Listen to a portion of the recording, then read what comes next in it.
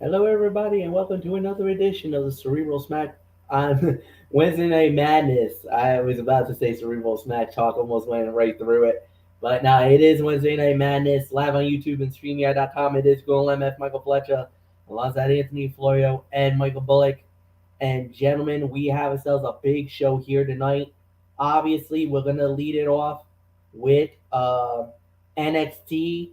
Then it's gonna be then we're gonna cover that with AEW Dynamite, and we got a lot to talk about with that show tonight. And then for all you fans out there, we got ourselves a major NFL game tomorrow night. The Buffalo Bills, the New England Patriots from Gillette Stadium in Foxborough. And there's a lot of people talking about where how are we going to be able to watch this game? We will fill you in on everything. Patriot fans, especially the Patriot fans, listen up. Tonight is the night. You'll get all the details. Anthony has it. He's given it to us prior knowledge. So we know what's going to happen. You'll find out later tonight. But before we do that, we got to do some wrestling.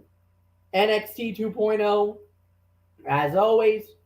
And, well, as they would like to say, here we go. So, we started off NXT with, let's see if I got, yeah, there it is. So, we started off NXT with Roxanne Perez going one-on-one with Indy Hartwell.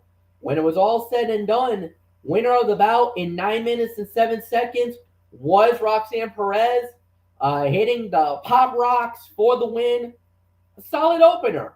Good matchup, good battle, good fight. You could say this is about maybe 2 3/4 to 3 stars. It was what it needed it to be. Solid opener, good matchup. Back and forth was pretty good. Yes, it wasn't perfect because there was a couple of moments where it looked a little shaky, but Roxanne does get the big win, which I think we all agreed that was probably going to happen. But at the end of the day, good victory for her. And Anthony Floyo, I'm gonna go back to you, so it's all yours. Thank you very much, MF. Yeah, this was a very good match to open the show. Roxanne Perez and Indy Hartwell were clean together, never missing a step. While this lacked the heat a future match could, I thought it was a very fine introduction to this potential feud. And I got to compliment Indy Hartwell right now, because I think Indy Hartwell right now is so much more comfortable as a heel. But I think she needs to work more with Roxanne Perez. These two have impeccable chemistry that could help Indy Hartwell find her comfort zone with other wrestlers down the road. Hartwell knocked Perez off the top rope to the floor. When Perez got back in the ring, Indy Wrestling dominated, hitting a body slam and a running big boot.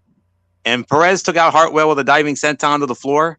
Indy Wrestling caught her on a jump back in the ring, but Perez reversed into a roll up for a near fall. Great way to start the show. Fantastic jump off. This was 3 to 3.25 stars very easily. So not much more to say here. Mr. NXT, Michael Bullock, you're up, front and center. Yeah, like you said, this was definitely a good jump off to this edition of NXT. Indy Hartwell, I think she works better as a heel, and maybe she needs a little more with Roxanne Perez. But anywho, I thought this was a great match, a great battle between these two, and but the outcome was never in doubt. Obviously, Roxanne was going to win this one, so yeah, good way to start off NXT. I certainly enjoyed it, so there's really nothing more to say. So it's yours, Fletch. Something that's very rare in NXT. Unfortunately, we did have a cutout, but this was a necessary cutout. Donovan Dijak is back, and boys, he looked very impressive. Winning the match in 3 minutes and 48 seconds. I want it. You all right? It's yours. I want it. All right. because I when I saw this last night, I said MF might skip it, but I'm like, damn it to hell, I don't give a damn. I want to address this, so I'm going to put on my analyst hat. Like, I'm going to go in depth with this. This was a solid reintroduction to one of the most wasted stars of the last couple of years. Dijak is a big man with impressive striking, focused offense. Okay, the match itself was nothing to write home about, but it did its job. Dijak will soon be facing much more competitive opponents, and he and Wes Lee, I believe, could be very, very interesting together. Dijak planted Chen with high justice and a pair of brutal back elbows into the corner, and Tony D'Angelo found Dijak on his way out of the arena and told him he would make sure Wes Lee lost the NXT North American Championship no matter what. Now, that's something that there's definitely more than meets the eye on that one. There is absolutely no doubt about that. But here's a guy who was wasted for, well, here's a guy who was a victim of Magma. I mean, let's be realistic. When he was in NXT the first time, Dominic Dijakovic, remember all those 5-star classics he had with Keith Lee? I mean, and then they put him on the main roster and they made him into a damn near cartoon character. Horrible. But then again, look who was running things, Magma. So now he's getting the proper reintroduction that he should have had, and now he's got a chance to be one hell of a monster, badass heel, and I'm all for it. I'm for it because I noticed the potential this guy had 2-3 years ago. Wasted on the main roster, and last night I'm hopeful will be the start of bigger and better things for that guy. That's all there is to say on that. So, MF, I know you wanted to skip it, but me, no, I couldn't let it go. I had to get that off my chest. So, thank you for allowing that. Yeah, that's fine. Fair enough. Not what I was expecting, but all right. Then we had a really interesting promo. Well, it was kind of a backstage thing, I guess. It was Shawn Michaels. He had X-Pac, Road Dogg, Medusa, and Molly Holly, and they kind of were, going through the up and down of the NXT roster. I guess they were trying to figure out who should be a part of that Survivor eliminate the Survivor scramble fight. So, I mean, that was a pretty cool story, and whatever was whatever. I thought that was fine. Then we was Duke Hudson going up against Grayson Waller. Grayson Waller wins the match in 5 minutes and 20 seconds. Do you guys want to talk about this one, or do you guys want to move on? Is your call? Let's move on. Okay, fair enough. All right. Then after that, we had Fallon Henley and Kiana James. Kiana James won the match in 9 minutes and 40 seconds. Anthony, I'll let you go with this one as Kiana James gets a good victory at 9:40. Big win for her, 3 to 3.25 stars.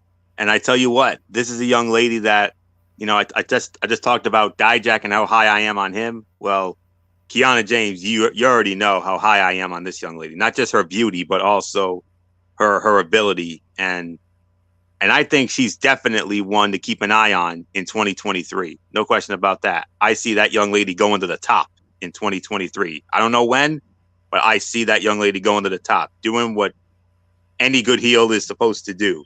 Do it her way. Don't rely on anyone else. Take care of your business. Go out there, show in, show up, and show out.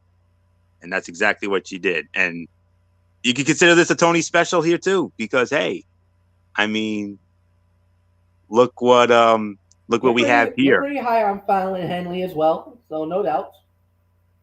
Yeah, and I got a thing for both of them because they're amazing. But at the end of the day, I would give it to Kiana James. Me being the heel commentator, and that's someone I would gush over. I mean, she's a throwback. I consider Kiana James a throwback to that to when we had Bob.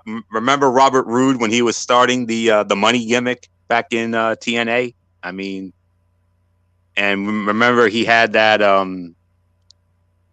that stunning baby girl with him, Peyton, her name was. She kind of reminds me of her a little bit, if I'm being honest. And yeah, this was just a very solid match here. Sleeper fight of the night. You never knew what to expect, but man, this was an above average match, a much better than expected match for me.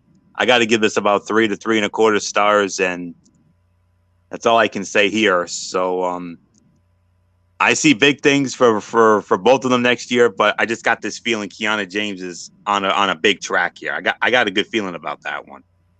That's one you got to watch for. So not much more for me to add. So Michael Bullock, like I said, keep your eye on Kiana James come 2023 because I see that young lady going to the top.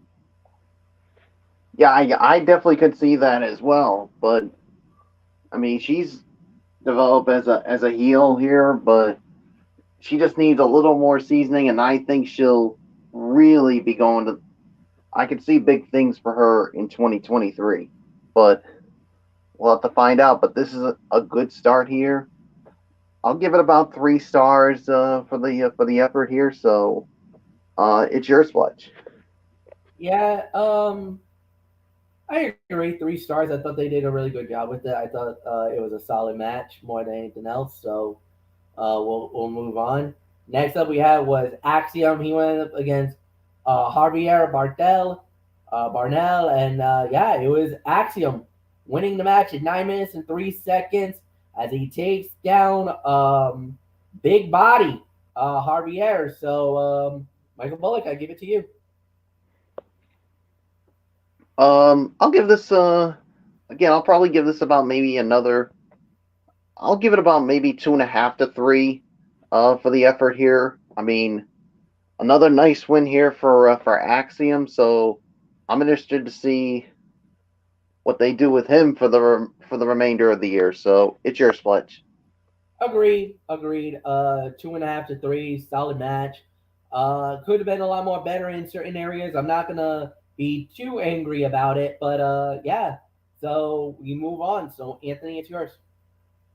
Solid 3 for me. I mean, I can't stand Javier Bernal because I think he's a pretty boy, and in the whole 9, you already know how I am about that. Ham and egg or jabroni, but I'll tell you what. Credit to Axiom because that was hands down Javier Bernal's best match in NXT. But then again, look who he was in there with.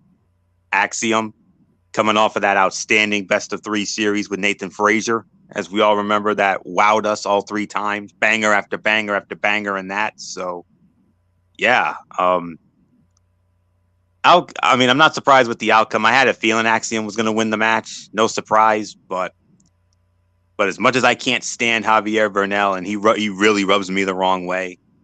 I mean, but like I said, Axiom brought out the best in him and made him look the best he's ever looked. So we'll see if it leads to we'll see what it leads to down the line. But for right now, I talk about Kiana James being someone to keep an eye on in the women's division in 2023. Here's another one. Here's another only on the men's side. Keep an eye out on Axiom. I see big things for him in 2023 as well. And I think he could be a future North American champion. I don't know. Sometime next year, I think he'll be a North American champion. I don't know if he'll win the big one, but I could definitely see a North American, maybe even a tag team title run if he finds the proper partner. So, but either way, I think I could see that young man holding gold sometime next year. So with that, 3 stars, MF. Let's move on to our next match. Julius Creed going up against JD McDonough, and it was Julius Creed by disqualification, 10 minutes and 33 seconds. And all right, I'm gonna say this: this was an excellent match. This was a good battle. This would have been a great fight. Probably could even say this could have been fight of the night level. But with Sanga coming out, bashing Creed over the back with a chair shot that caused the DQ.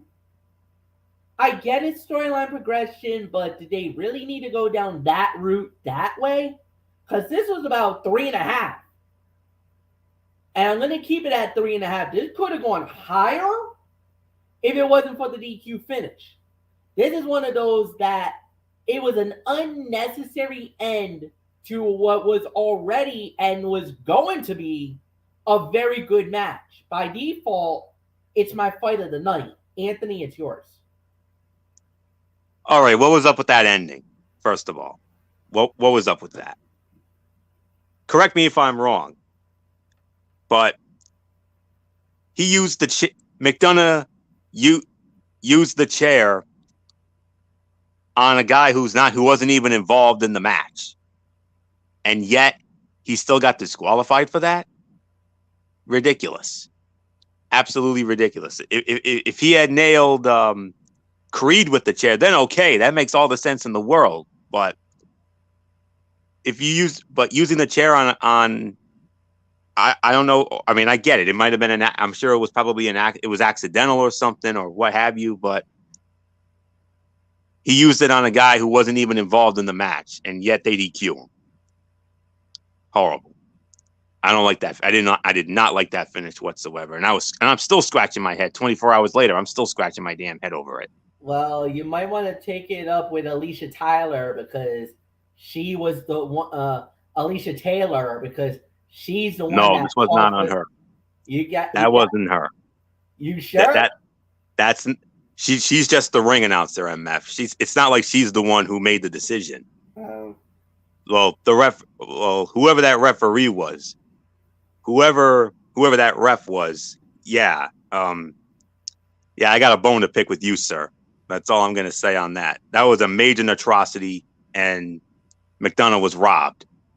If he had used it on Creed, then okay, then that's a proper DQ. But to DQ a guy who used the chair on someone, and whether it was accidental or not, no, that made no sense whatsoever.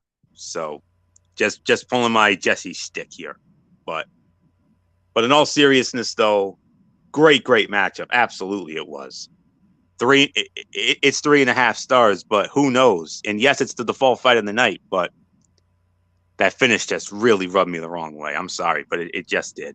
So, but other than that, MF, you're absolutely right. Fantastic match.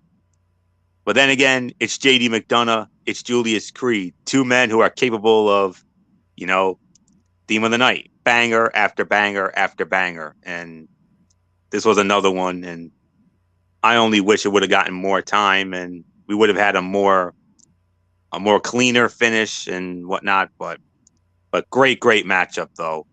3.5 stars. That's the best. I agree with MF's rating. So there isn't much more to say. I'm going to get off my high horse now. Michael Bullock, it's all yours. Yeah, I'll give it about 2.5. I mean, I could have given it a much higher rating, but like you said, that DQ finish pretty much killed it. But yeah, I mean, there was some questions about that, but yeah, I just don't get that. So you guys pretty much said it all, so I'm not going to waste any more time. It's yours, Fletch. All right, we're going to skip this one. It was Von Wagner versus Malik Blade. Von Wagner wins the match in 2 minutes and 43 seconds. It does lead us to the main event, and it was about the women. It was NXT Women's Tag Team Champions Kaden Carter and Katana Chance, along with Nikita Lyons, going up against Toxic Attraction, JC Jane, Gigi Dolan, and the NXT Women's Champion, Mandy Rose. Toxic Attraction wins the main event by the final count of 8 minutes and 54 seconds. And I do believe it is Anthony Florio. So, Florio, it is yours. So, yeah, there you go.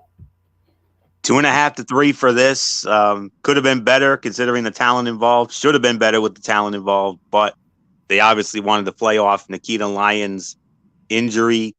They did an injury angle earlier in the show, and I kind of thought that kind of killed it for me a little bit, a little disappointing.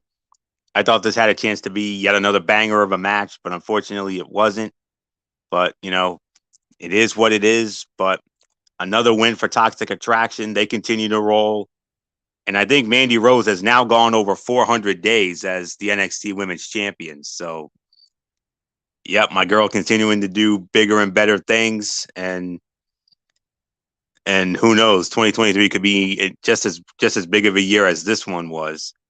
I mean, she should definitely be considered as a potential nominee for Female Wrestler of the Year. When it comes to our year-end awards next month, but hey, a couple things came out of this actually, or well, really one, really. I think this definitely now sets up Dolan and Jane as the next challengers for Chance and Carter and the NXT Women's Tag Team Championship. I think that probably goes down at Deadline on December the 10th, and yeah, so solid but disappointing main event. I was hoping for more. I mean, it should have been better considering the talent involved, but they obviously wanted to play off the injury to Lyons through that injury angle they did earlier in the show. So the best I can go is 2.5 to 3 for this effort. So not much more to say. Michael Bullock, Toxic Attraction, continuing to reign supreme in your NXT. Yeah, they continue to reign supreme, and 2.5 to 3. I mean, it was a fine main event. I mean, it definitely could have been better, but like you said, the whole injury angle with Nikita Lyons, obviously with the whole thing with Zoe Stark, who attacked her earlier in the night, was probably, I mean, it did take away from the main event a little bit, but because of the whole injury angle, but yeah, it definitely could have been better, but yeah, it looks like they're now setting up for Gigi Dolan and JC Jane to challenge Katana Chance and Caden Carter for those NXT Women's Tag Team titles at NXT Deadline next, or should I say on December 10th. So we'll wait and see what happens there. So there's really nothing more to add. It's your Spledge. Yeah, I agree with that. I can go 2.5, maybe even 2 3/4. I thought they did a really good job. It was a solid main event, good battle. Yeah, they're also trying to make Nikita Lyons a sympathetic figure where she could become a challenger for the title. You know, if she's at a full 100%, I don't think nobody stops her. I think she's proven to be one of the best in the game. The way that it's been going, where everything that's been going on, yeah, I really got nothing more to say. Hats off to, um, I'll say this: hats off to everyone involved. I thought they did a really good job. And with that said, Anthony, actually Michael Bullock, you should lead off because it is overall review, and it goes to you. Yeah, I thought it was an okay edition of NXT. I mean, you had some solid matches, but there were some that I thought that could have been better. I mean, so yeah, I mean, and of course the reintroducing of Dominic Dijak, who I agree with you, Florio, was criminally underused in the main roster. I mean, he put on 5-star matches in NXT, especially with Keith Lee. But then when they brought him up to the main roster, they made him look like a freaking tool. So the reintroducing to him, I think, is going to help him. And under this new regime, I expect better things for him because when he was brought up to the main roster, especially with McMagma running things, he just killed him. So we'll see what happens. So when it comes to this rating, I'm going to give it about 6.5. So it's your Sledge.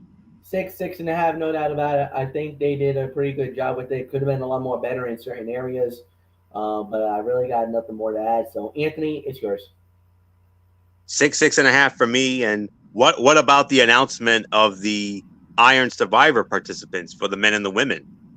I mean, we'll have to wait and see. But that both of those matches have potential. But I I've spoken my piece about almost everything here. I mean, we had some good matches here and there. Yeah, we had a couple of clunkers, but what else is new? There was definitely some solid angle advancement here, no doubt. But for me personally, I honestly, I very much got into those those round table segments with Shawn Michaels, X Pac, Road Dogg, Medusa, Alundra Blaze, Molly Holly. I mean, those were fun to watch. It was almost like I was watching us doing this show. I mean, everybody said their piece and the whole nine, and you know, it was those segments were fun to watch. I got to be honest with you. I very much enjoyed that. To me, that was my favorite part of last night's show, to be honest with you.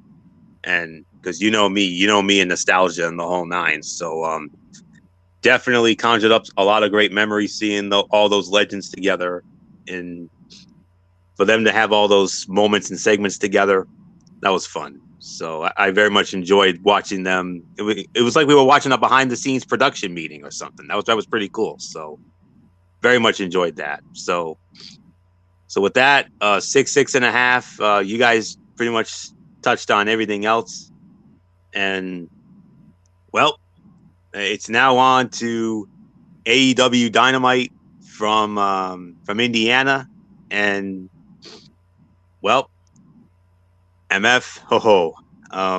We'll get We there. are. We'll Oh get there. We're going there and then some when it comes to some certain things about this show, and one thing in particular. But for right now, what a way to start it off with a match that I can honestly call an Anthony Florio and Michael Bullock special. Yeah, it was. But before we got there, we did have a promo by Jon Moxley that was interrupted by Adam Hangman Page, and they had a pull apart brawl going at it. And yeah, that was a solid opener. And it did lead us to the first fight of the night, Bryan Danielson versus Dax Harwood. Bryan Danielson wins the match in 14 minutes and 45 seconds, almost roughly under 15 minutes of action. An incredible jump off. Great way to start the show. This was exactly what it needed it to be. This was a technical wrestling dream. I know for Anthony Florio and for Michael Bullock, this was right up their alley. For me, it was just entertaining to watch. Everybody involved in that matchup was it was what it needed it to be. Back and forth, great action, great wrestling. Dax Harwood wanted it to prove to the world that he was worthy of the moment, and Dax went up against literally, in many people's minds, the best wrestler in the world, with Bryan Danielson. But when it was all said and done, Danielson does get the job done. He does win the match, and it was an excellent, excellent matchup to say the very least. Could it have been a little better? I don't know, but I will say this. At the end of the day, the right man won. Danielson continues his hot streak. He continues the whatever you want to call it. At the end of the day, he is one of the best in the game. So, with that said, we lost Anthony Florio for the moment. All right. So, with that said, we're just going to toss it over to our good buddy Michael Bullock. So, Bullock, this was easily 4 stars for me as Bryan Danielson wins the match. Yeah, you want to talk about a banger of a start here. This was indeed it. I mean, like you said, Dax Harwood, he wanted to prove to himself that he could handle working with someone in the caliber of Bryan Danielson. And I mean, my oh my, I mean, how can you not enjoy something like what we saw? I mean, that was just so awesome to see these two throw down the way they did. It's just so awesome. I mean, as a wrestling fan in general, I mean, I enjoyed it. This was one of the best, and you saw after the match the respect these two had for one another. They literally shook hands, they hugged it out, and the fans in that arena definitely enjoyed it. I certainly enjoyed it. Fletch certainly enjoyed it. And whenever we get Anthony Florio back, I'm sure he'll agree that this was enjoyable. So 4 stars for me. This was a great jump off to this edition of AEW Dynamite. So there's really nothing more for me to add. So it's yours, Fletch.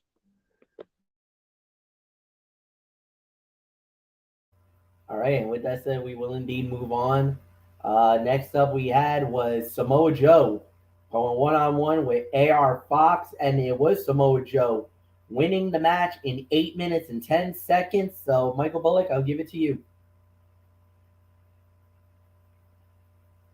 I'll give this about maybe 2.5 stars. And of course, earlier today we found out that AR Fox was officially signed to an AEW contract, so he is now officially a member of AEW. And yeah, for his first match as an official member of AEW, he had to go up against Samoa Joe, but he gave him a good effort. But in the end, the right person won.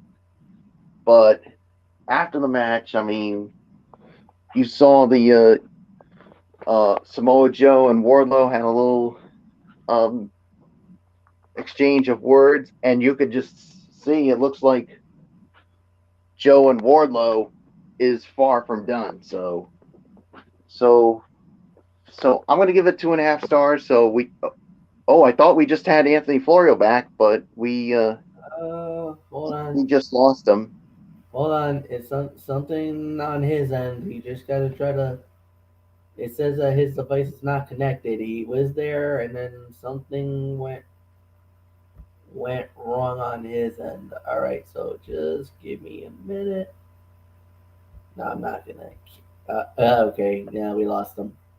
I think he just needed to fix it. So whatever it was, he was there for a moment, and then it just dropped for a second. It was So just about like yeah, 15 seconds, and then just like that, he was gone. yeah. So we'll continue on. So the other part, yeah, for me, this was a solid match. This was about a 3-star fight, no doubt about it. Joe looked good. AR Fox looked good. It was what it needed it to be. Solid match, solid battle all the way through. And like we said, it was a solid victory, no doubt about that. Now, could it have been a lot more better? Yeah, you could have made an argument for it, but at the end of the day, the right man won. The right battle actually came out of it. So yeah, I thought they did a really good job with it, and nothing more to say. All right, now the next thing that we had was this was the segment. Mr. William Regal comes out.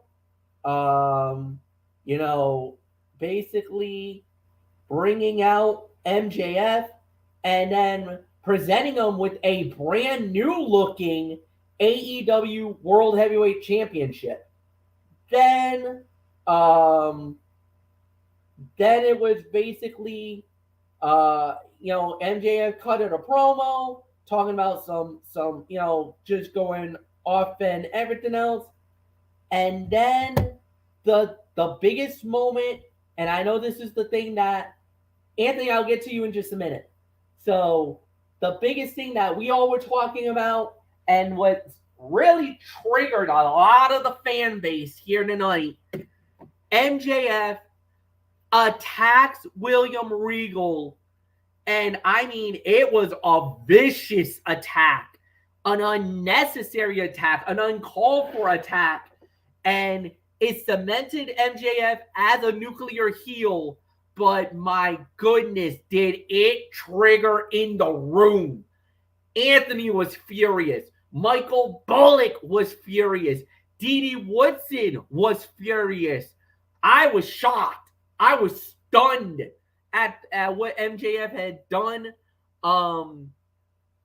It was the most first MJF with a very passionate and unbelievable promo, and then to do what he did, to do what he had done, with to do what he had done with Mr. William Regal is without a doubt going to be the biggest talking point of all.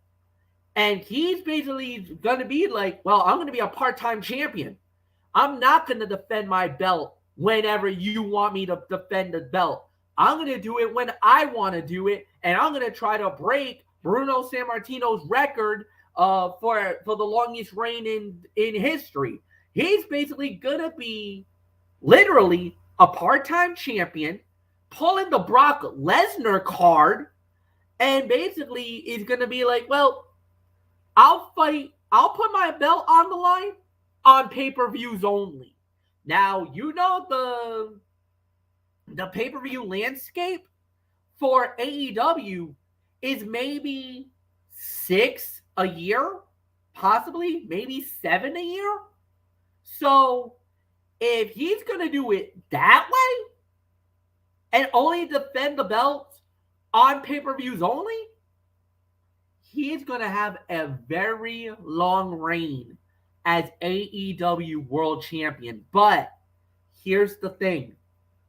You just took out William Regal. And who is the first man to hit the ring when that happened? The American Dragon, Bryan Danielson. He hit the ring so fast, it wasn't even funny. I can tell you right now. Now, I know he's got a title fight against Absolute Ricky Starks in 2 weeks. And that's at Winter is Coming. But I will say this. The first legitimate threat for MJF when it comes to that AEW World title, it's going to be none other than the American Dragon, Bryan Danielson. And let me tell you, Danielson is going to be itching to get his hands on this man for what he did here tonight. It was, I mean, we've seen some shocking attacks.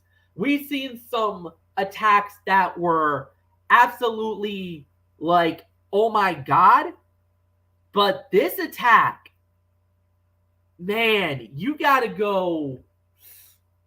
I think this is up of the level of when Jake the Snake Roberts manhandles Miss Elizabeth from the 1991 This Tuesday in Texas that absolutely set off Gorilla Monsoon.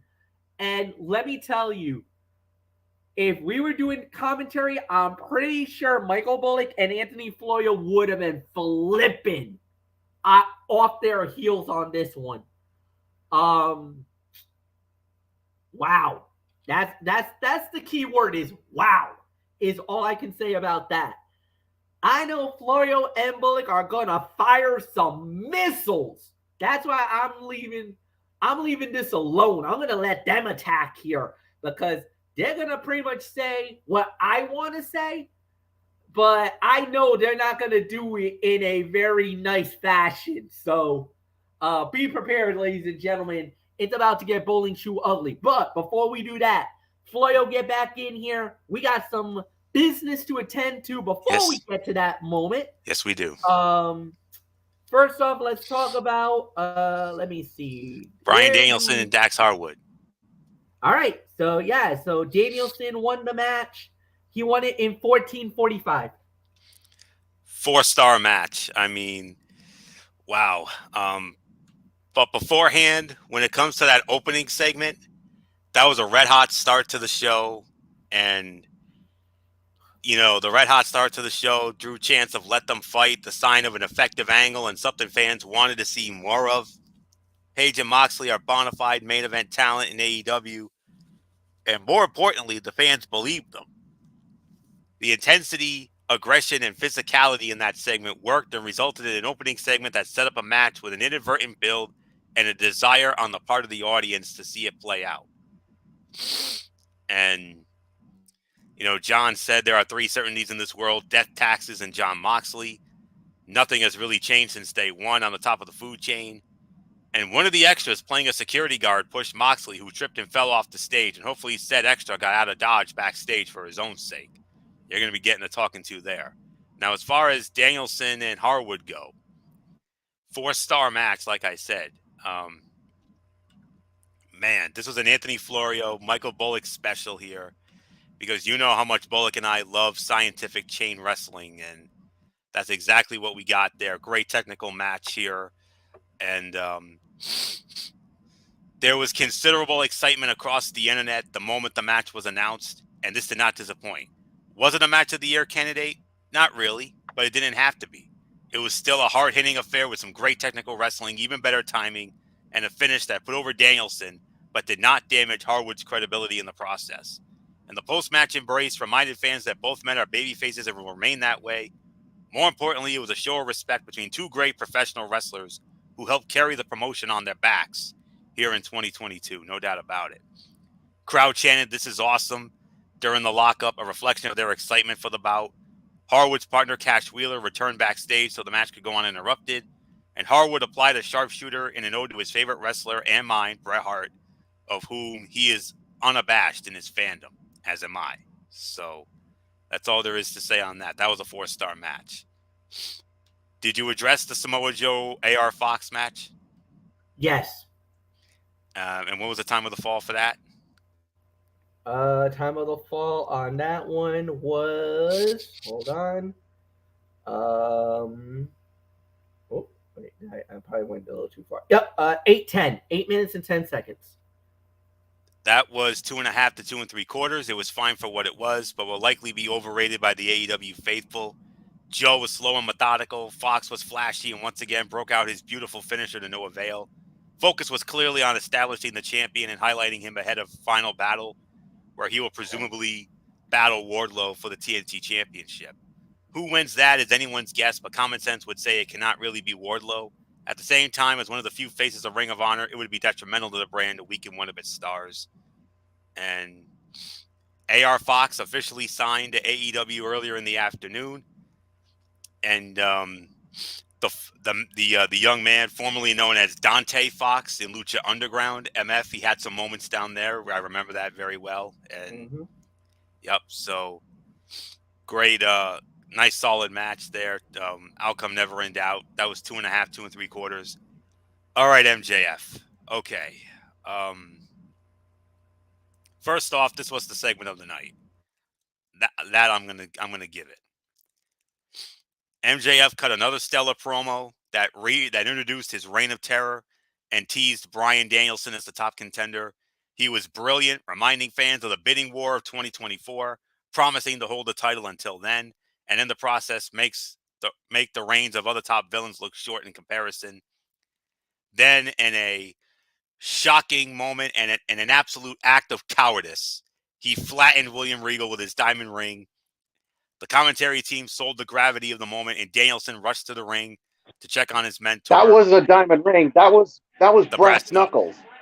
Yeah, I had missed. I have messed up notes here. I'm sorry, but yes, it was the brass knucks. You're right, and sold the idea that Danielson was in the trainer's room. Somber voices of Excalibur, Taz, and Tony Schiavone. The concern on the faces for those involved in the ambulance angle really put over MJF for being the vile villain he is, for targeting a legendary figure with well-known health issues. Danielson kicking the ever-loving crap out of MJF is going to be a ton of fun and will likely be the match of the year candidate that the American Dragon has lacked this year, and a foundational moment for the heel's reign. This was all sorts of greatness from guys who all know and understand what it takes to get an angle of this magnitude over. Yeah, and MJF said, "How uncouth," going after the fans for cussing at him. And he wanted me to leave Moxley with an emotional scar so he never forgot about the day he was outsmarted by MJF. Effort is for poors like all of you. This belt is tacky. It lacks class. Before MJF revealed that Triple B belt. And Tony Schiavone on commentary said he has desecrated the title. And he said Bryan Danielson couldn't wrestle his way out of a bleeping paper bag. As long as I'm in this company, you will never know what it feels like to be on top.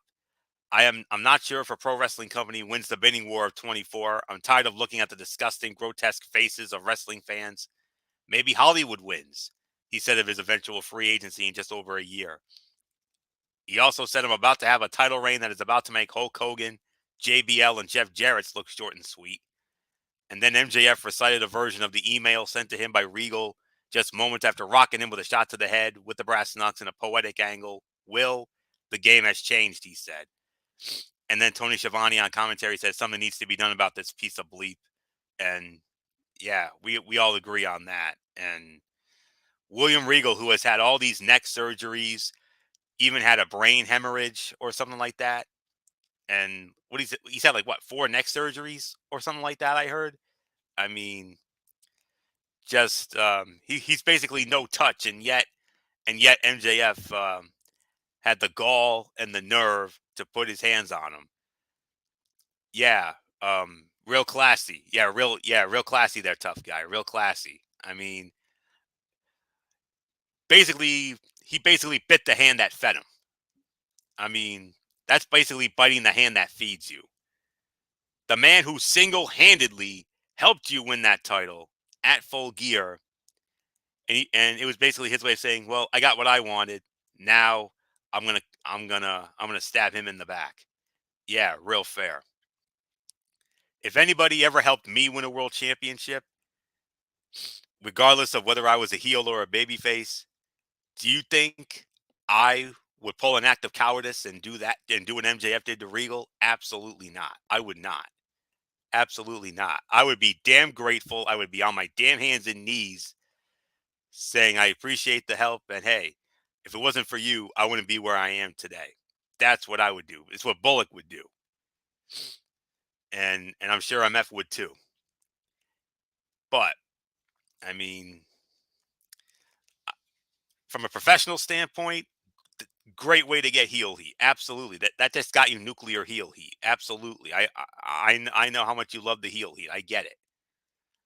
But from a personal standpoint, and considering that, all of us are fans of William Regal, it was one of the most disgusting and reprehensible things I have seen in a long time. And, it just makes not just me, but it makes all of us want to see MJF get his comeuppance, and I'm sure soon enough he will get his comeuppance. I don't know when it will be, but soon enough it will happen. So yeah, I hope you could. I hope you're gonna sleep well tonight, there, son. That's all I'm gonna say. So yeah, he's probably gonna sleep well tonight. I'm sure he will. So, but just remember this: never bite the hand that feeds you. That's an unwritten law in life, not just in wrestling, but in life in general. Never bite the hand that feeds you. I never have. I never will. Bullock never will. MF never will. Because we have respect for those who paved the way for us who helped us get to where we are today. And in turn, we're going to do that for the future. That's what we do. So, and I will be damn glad to do it. And I'll do it with a smile on my face, yay hot, yay wide. So, because that's how much I have respect, not only in business but in life as well. So with that segment of the night, hands down, but Michael Bullock, there's nothing left for me to say that hasn't been said already. I mean, what that scumbag did here tonight was pointless, unnecessary, unacceptable, irresponsible, borderline reprehensible, and hands down the most disgusting thing I have seen in wrestling in quite some time. All right. Well, first off, segment of the night. Well, I'm going to say this first from a professional standpoint. Segment of the night. Great way for MJF to get massive heel heat, and yeah, I mean this is a great way to do it, and yeah, there's really nothing more to say. Now, personally, I'm just going to throw out the warning right now, and Fletch, I'm going to give this to you. Parental discretion is strongly advised. Put the women and children to bed, because what I'm about to say, personally, after what I saw, the gloves are coming off. What MJF did was one of the most disgusting, despicable things I have seen in a long time. This piece of shit, after what William Regal did at literally handing him the title, I mean, helping him win the title with the brass knucks. And what in the hell do you fucking do? You decide to stab him in the back by basically taking those same brass knucks he handed to you. And with the long history of injuries to the neck for William Regal and a brain hemorrhage. I mean, let's not forget about that, guys. A brain hemorrhage. That's another serious thing, serious injury. And he hits him in the back of the head with it, like the fucking coward that you are. Yeah, way to be fucking classy, you fucking dipshit. I mean, yeah, you think you're some tough guy? No, you're a coward for doing this, and all three of us, including Dee Dee Woodson, we have respect for William Regal for what this guy's done in the ring in his career. And also, and let's not forget another thing, Fletch. What he did as the general manager of NXT, let's not forget about that. He put on some damn good shows. And he also built, of course, recently, the Blackpool Combat Club. So, and for what this piece of shit did tonight, you just lost the respect of all people that you were looking to get respect from. I mean, come on, Florio. You really think this guy's going to earn respect for doing something like this? Hell no. As far as I'm concerned, there's a special place in hell, you fucking piece of shit, for what you did here tonight. Yeah, I hope you sleep well tonight, you fucking moron. And I hope you enjoy it, because someday you're going to get your comeuppance. And Bryan Danielson is going to be the guy that's going to whip the shit out of you. You can be braggadocious all you want, but someday you're going to get what's coming to you. And in closing with this, Florio, you know where I'm going with this. It's the ending it's what Tony Schiavone said at the end of Bash at the Beach when Hulk Hogan turned heel. MJF, you can go straight to hell. We're done. Yeah, MJF, you can go to hell. Straight to hell. I'm done. I'm done with this crap. It's yours, Fletch. All right. Well, with that said, one more thing, Fletch. If I offended anybody, I do apologize for it, but that's just something I had to get out. I mean, I've never done this. I mean, rarely I've done this, but that's just something I had to do. All right. Fair enough. All right. All right. So we'll move on. Next up, we have was Ricky Starks versus Arya Daivari. Ricky Starks wins in 30 seconds. We'll just blow by that.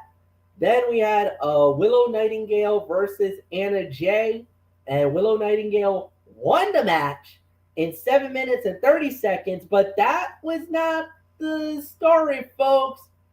It was the return of Ruby Soho. She comes back. And let's just say, Ty Mello, you were at the wrong place at the wrong time, because you ended up going night-night. she got taken out with the destination unknown, and she hit it on the stage. And it looked like her head bounced off that steel grating, that flooring by the rampway. I think I don't know if I heard anything from AEW yet, but there's a very good possibility that Ty Mello might have a concussion tonight, folks. Just the way she hit her head off that, I think she might be concussed. That's all I'm saying. Um, and it's a darn shame because Anna and Willow was actually a decent fight, and it got overshadowed by the return of Ruby Soho. So I don't know. I kind of feel like they did good, but the match was about 2.5 stars. But again, nobody's gonna give to you know what's because of Ruby coming back. Anthony, quick thought. I agree. Match was solid, but absolutely would have benefited from a bit of build beyond the multi-team match we saw last week. Nightingale is a star, as is JAS. Unfortunately, the latter was there simply to set up the post-match attack on her friend, which should relate in another secondary program, but helps neither of the women actually involved in the contest itself. I 100% agree with MF on all that. So the pop for Ruby Soho was encouraging and proved that despite the changes that have occurred in the women's division, she's still a popular member that can contribute in a major way. And a feud with TJ could be fun if it is not relegated to a one-off on an episode of Rampage. So that's all I can say on that. I agree with you on everything else. 2.5 stars for the match. Bullet, quick thought. Yeah, 2.5 stars for me. I mean, like you said, the match is going to get overshadowed with the return of Ruby Soho because, yeah, it looks like Ruby Soho's got Ty Mello on her target. So nothing more to say. It's your Sledge. And do you blame her for having that target? She's the one that broke her freaking hand. Remember the car door to the hand and broke it? Yeah, no. I think Ty Mello got what she deserved after that. But nothing more to say. Then we had a thing with Jade Cargill, but that was kind of a all right, whatever. But it leads us to the main event, the best of 7 series. It was Death Triangle versus the Elite. Of course, Death Triangle leads the series 2-0. So we go into fight number 3. The Elite gets one back. They cut the series lead. It's now 2-1. They win it in 12 minutes and 20 seconds. And I believe, Anthony Floyo, you lead off on this one. So it's yours. 3.5 stars. This was probably the weakest of the 3 matches to date, but oddly enough, it had the best storytelling of it all, with the narrative involving the Elite's desperation to score a win and avoid a seemingly insurmountable 0-3 deficit. It was a party match, a nonstop trios bout, the likes of which this company has long been known, and that's perfectly fine. If you like that kind of match, odds are that you were immensely entertained. If not, you probably hope for a sweep so you can stop paying attention. For now, the Elite remains in the fight and will look to even the series in 2 weeks at Winter is Coming. On the defensive in the series, the Elite attacked Death Triangle on the stage prior to the bell. Match was not officially underway until after the commercial break, during which the Elite seized control of the action. Penta teased using the Timekeeper's hammer. Rey Fenix prevented him from doing so, and Kenny Omega flattened the ladder with the V-trigger. And Pac used a protective face mask to rock Omega with a headbutt, then delivered an avalanche Falcon Arrow for a great near fall. 3.5 to 3.75 of a star.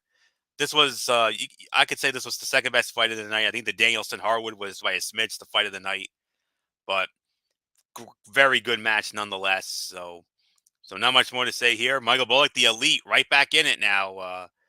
They will not be facing an 0-3 deficit like your Red Sox did against my Yankees in 0-4. Yeah, the Elite certainly won't be facing an 0-3 deficit. They got a win, and they're right back in the series. So with the next match coming up in 2 weeks' time at Winter is Coming.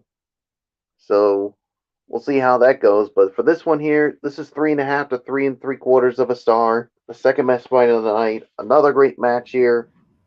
I mean, yeah, I mean, this was a match the Elite really needed.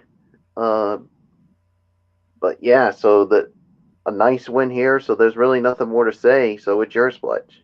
Yeah, the Elite does a really good job. 3.5 stars. I'll give you that as well. You guys said everything we needed to say. So Michael Bullock, front and center. Give me your thoughts on the overall review so we can get ready for the Thursday night game. Yeah, I'll give it about maybe. I'll give this about maybe an 8 out of 10 for this edition of Dynamite because you had some. You know what? I'll give it 7.5 to 8. That's my rating. I mean, you had some good matches here. I mean, there were some things that I could have done without, but all in all, I thought it was a good show. So there's nothing more to say. Fletch, quick thought. Yeah, I'm totally in agreement with you. I kind of feel the same way. I feel like this was a great, very good game. Nothing more to say. So yeah, I'll probably say about 7.5 to 8, 7.5 to 8 out of 10. So it's yours, Anthony. Yeah, 7.5 to 8. Very good show from top to bottom. I mean, we only had one bad match, but everything else was solid to good to great. The MJF segment was the big talking point from this tonight, whether you liked it or you didn't. So yeah, so now it's on to Thursday Night Football. And MF, fair warning, you already know where I'm gonna stand with this. You damn sure know where Bullock's gonna stand, but you're gonna start it off as the impartial tiebreaker. Good luck. Yeah, I know. Tell me about it. All right, guys. So this is it. It's a big showdown in the AFC East, and we got it in Gillette Stadium in Foxborough. It is the Buffalo Bills versus the New England Patriots. I believe this is the first battle of the year between these two teams. They have not faced off until now, and this is a big one, guys. Amazon Prime Video. You already know Al Michaels, Herbie, Curb Street, and Katie Hartung. Yes, I'm gonna add her to the list. I know Florio normally gets on me about that, but it is the beautiful Katie Hartung. They will be covering it on that end. For the radio viewers, you can listen to the game. If you're for the Buffalo fans, on WGR AM 550. The commentator will be John Murphy, will be doing the play-by-play, and Steve Tasker and Eric Wood doing the sideline for also for the Buffalo Bills. For the New England Patriots, Michael Bullock knows it. He knows the crew. But for all you guys out there who don't know who the radio broadcast is, first off, before we get anything else, the radio will be on WBZ 98.5, but we call it the Sports Hub. That's the home of the New England Patriots, and it's let me see, is it sideline? Oh no, okay, yes. So 98.5, the Sports Hub, and it is actually now it is Dan Roach and Matt Chatham. Those are the guys who's going to be doing the game for you guys. That's for preseason. It's Bob Scorsese and Scott Zolak. Those are the guys who does it. That's on 98.5, the Sports Hub. That's out of Boston, Massachusetts. Now, the big story and the big breakdown for the game.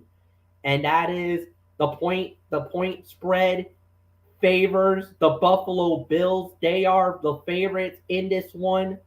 And they're not by much, I don't believe. The last time these two teams played was actually in the wild card round in the NFL wild card round, and Buffalo destroyed New England. 47-17 was the final score.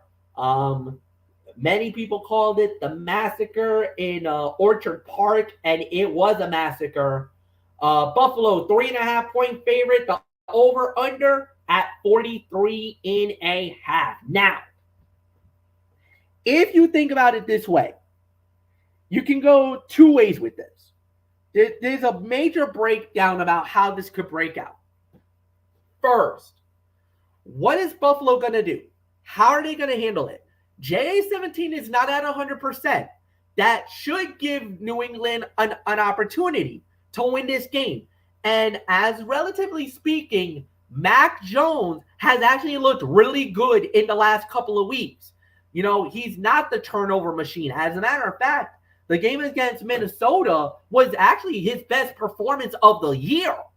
So if you really think about it this way, yes, you would probably say, well, it's Gillette, it's New England, you know, their defense is getting better and better by the week, and it looks like their offense has finally found an identity. So, and JA17 is hurt, and, you know, there's some injuries for Buffalo that it should maybe, possibly, open the door for maybe the Patriots to sneak and pull a big upset win. First off, Von Miller not playing, officially ruled out with that meniscus, with knee and meniscus injury. However, for the Patriots, Damian Harris will not play, and Jalen Mills, one of the star cornerbacks, right now is questionable with a groin injury. He is a game-time decision. We don't know if he's going to play. The fact that the matter is this. Buffalo needs this game more than New England. Now, I know a lot of people are going to be like, wait a minute, why would you say that? The reason why is because if Buffalo loses and Miami wins, that's a major cushion for the Miami Dolphins in that race for the AFC East.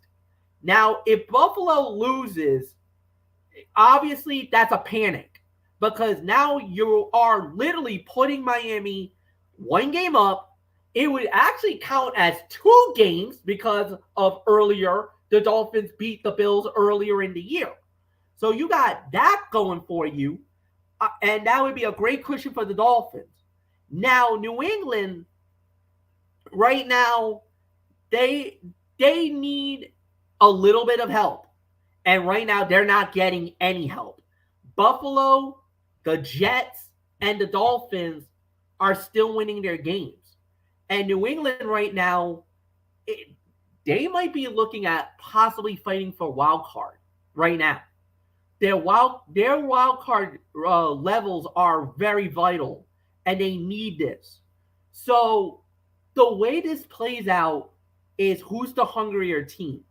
Now, was that 47-17 a mirage?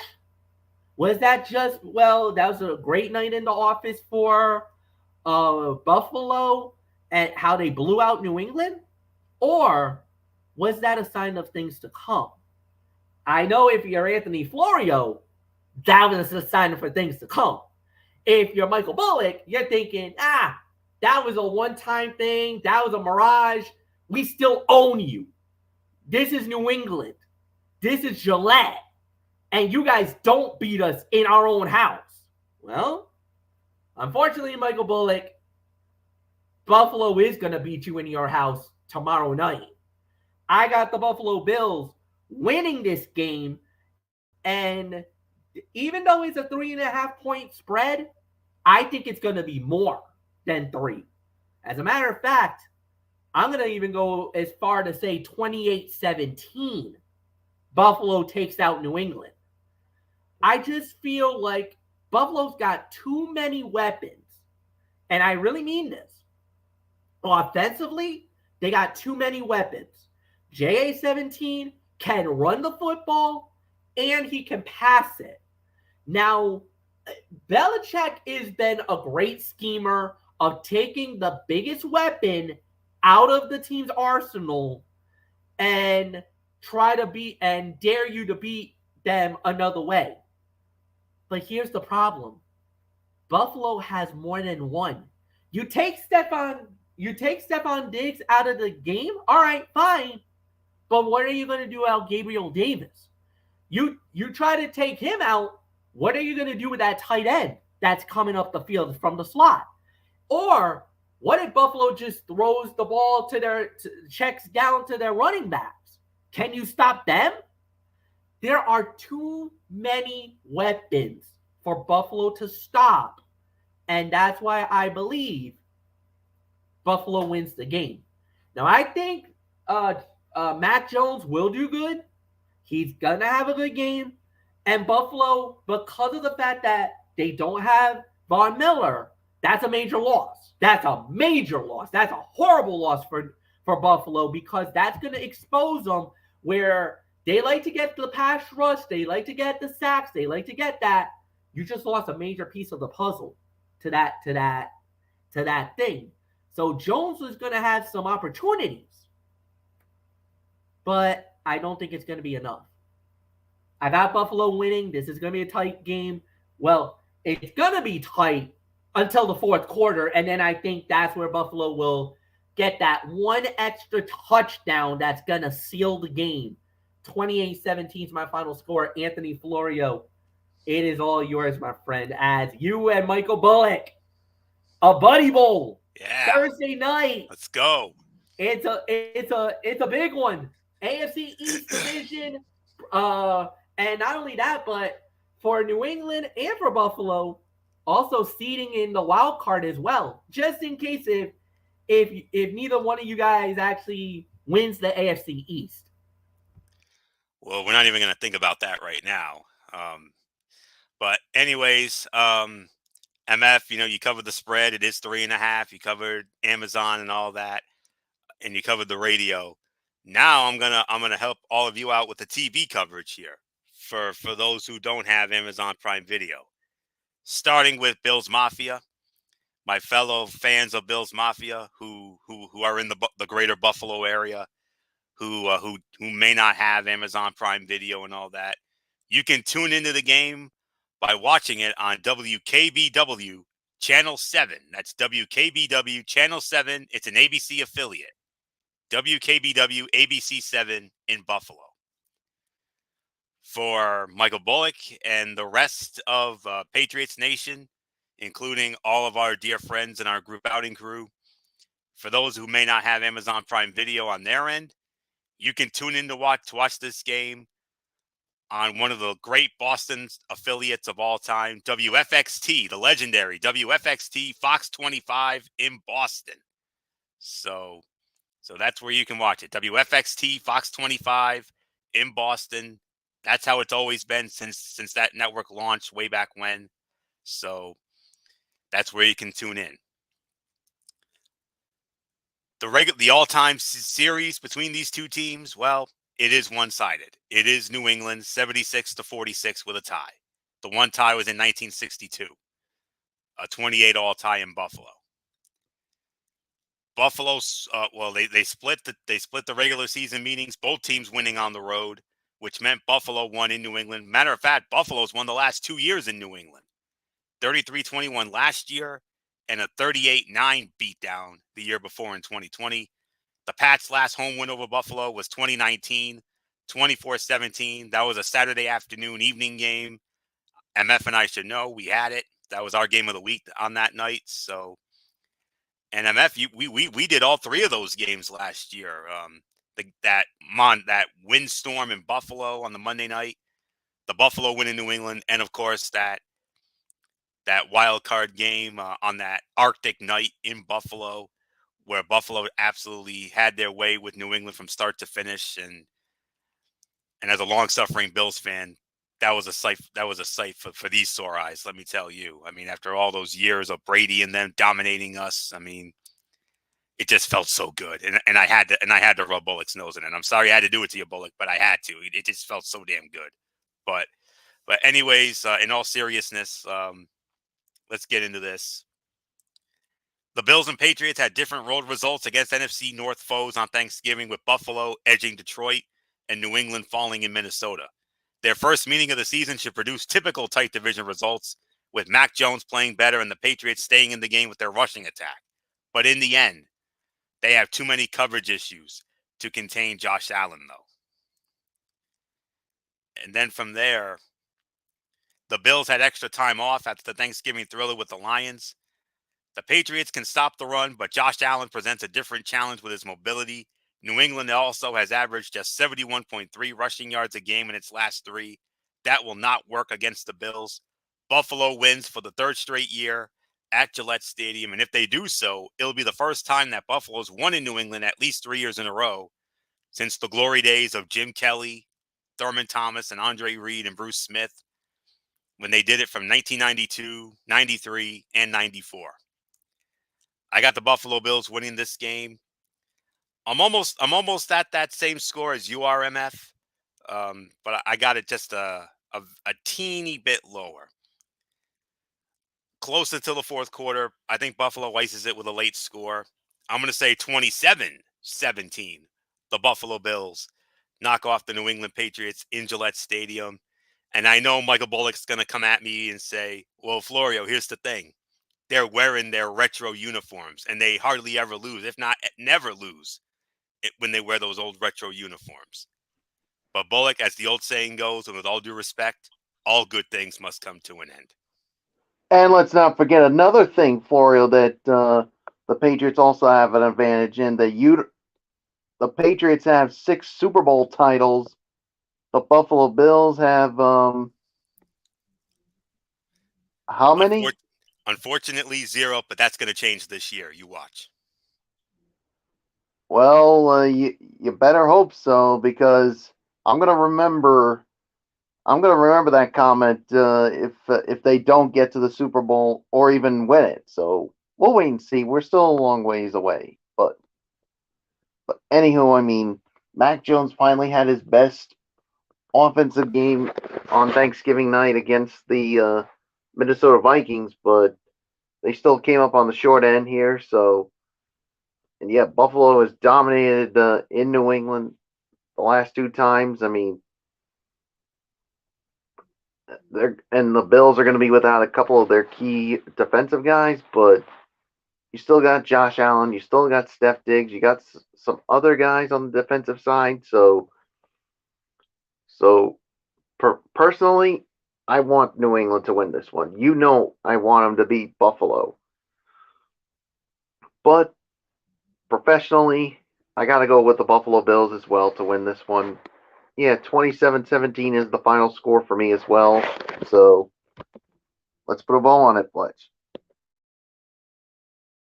All right, with that said, we're going to do it again all tomorrow. This time it'll be on Anthony's channel, the Tone 25, for the season finale of TXN College Football Thursday. And yeah, guys, it's championship week. We're going to be going through the Power 5 conferences. There's a lot riding on these games. SEC and Big Ten championships. Basically, it's basically for those 2 games we got is it doesn't matter. SEC, LSU versus Georgia, Purdue versus Michigan. However, there are 2 games that are very, very, very important. The Pac-12 championship game, USC versus Utah, and the Big 12 final, TCU, and I believe the other team is, let me see, who's the other team? Kansas State. Kansas State. Those games could actually decide who's going to the college football playoff. 2 are already guaranteed. Michigan and Georgia are locks. If TCU and USC win, we have our final 4. If they don't, where on earth do you decide who gets in at that point? So, we got nothing more to say. We got 6 championship games that we're going to be covering. AAC, the Power 5. It's going to start at 10:30 on the Tone 25. And for that, Friday, Cerebral Smack Talk at 11 p.m. Saturday, NFL Saturday, where we will recap Buffalo and New England and give you and set you up for the rest of the week, guys. So with that said, for Anthony Foyer, for Michael Bullock, I'm Michael Fletcher. Have a good night, everybody. We'll see you tomorrow night. So long for now.